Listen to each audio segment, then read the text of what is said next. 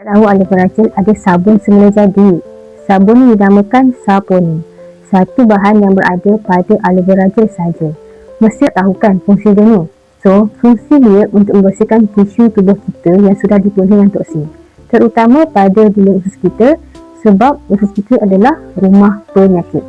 Bayangkan kita makan macam-macam, tanpa kita sedar, ada sisa yang tak dapat nak dikeluarkan. Sisa itulah yang jadi bahaya pada badan jika dibiarkan lama, sebab ia akan diserap masuk ke dalam badan dan itulah jadi keradangan atau jadi punca penyakit. Sebab tu Maira sarankan untuk ambil aloe vera gel untuk bantu badan buang sisa lama. Bayangkan kita dah hidup 20 ke 30 tahun dan ke atas tak pernah bersihkan sisa badan kita. Apa agaknya yang terjadi dalam badan kita? Fikirkan. InsyaAllah dah ramai amalkan aloe vera gel untuk sokongan badan dari dalam. Jom minum aloe vera gel setiap hari. Assalamualaikum.